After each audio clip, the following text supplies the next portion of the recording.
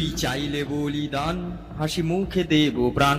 কি সুন্দর গানের লিরিক্স। হ্যাঁ, আমি কথা বলছি, কেউ বলে বিপ্লবী, কেউ বলে ডাকাতির প্রথম গান রিলিজ হয়েছে ইউটিউবে, জাগো দেশ। আশা করি তোমরা সবাই এতক্ষণে এই গানটা শুনে নিয়েছো। এই গানটা কেমন হয়েছে অবশ্যই তোমাদের মতামতটা কমেন্ট বক্সে জানাও। আর এই চ্যানেলে নতুন হলে অবশ্যই চ্যানেলটাকে সাবস্ক্রাইব করে একটা লাইক করে দাও। আর হ্যাঁ, গানটা কেমন লেগেছে চলো সেটা নিয়েই কথা বলি আজকে।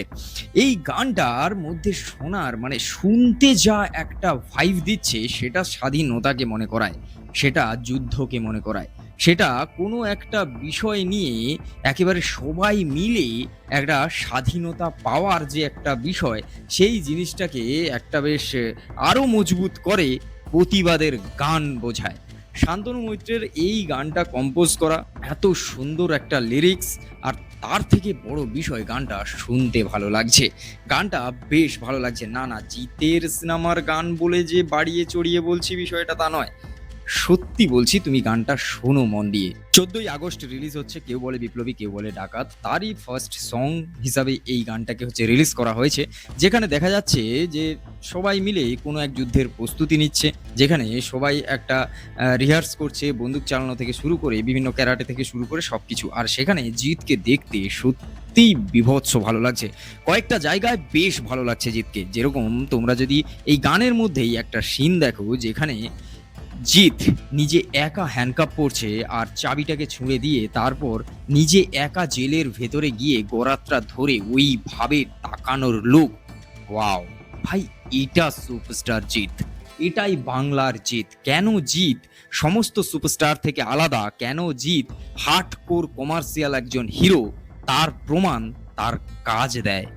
সত্যি তুমি যদি ওই জায়গাটা নিখুঁতভাবে শুধু জিতের দিকে কনসেন্ট্রেট করে দেখো, তোমার দৃষ্টিভঙ্গি বদলাবে।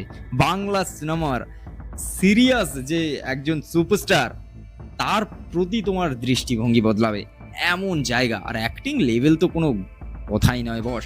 আর তারপর একটা জায়গায় যেখানে বয়স্ক জিতকে দেখানো হচ্ছে, আর সে একজন মেয়ের মাথায় হাত দিয়ে যখন সেই লুকটা দেয়, জাস্ট ওয়াও ভাই। আর তারপর তুমি যদি দেখো রিহার্সালের সময় যখন জিত বন্দুক চালাচ্ছে, তখন জিতকে দেখতে ভাই নতুন করে আবার তুমি সুপারস্টারের প্রেমে পড়তে বাধ্য ভাই। এত সুন্দর একটা জিনিস। আর সব থেকে বড় বিষয়, এই যে সবাই বলছে 9টা 10টা জিতের রূপ রয়েছে, তার ছদ্মবেশ রয়েছে, সত্যি জিতের যতগুলো লুক সামনে এসেছে, জিতকে যথেষ্ট ভালো লাগছে। আর আমি বলবো এই সিনেমাটা 14ই আগস্ট কাঁপিয়ে রেখে দেবে। আর জিত ভক্তদের জন্য এটা একটা বিশাল বড় সারপ্রাইজের সঙ্গে একটা পুরস্কার বলতে পারো।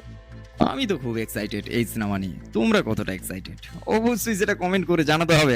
আর ফেসবুক থেকে দেখে থাকলে অবশ্যই পেজটাকে ফলো করো, আর নতুন হলে চ্যানেলটাকে সাবস্ক্রাইব করে বেল আইকনটা ক্লিক করে দাও। আর ততক্ষণে আমি নতুন একটা ভিডিও নিয়ে আসছি। এতক্ষণ আপাতত টাটা।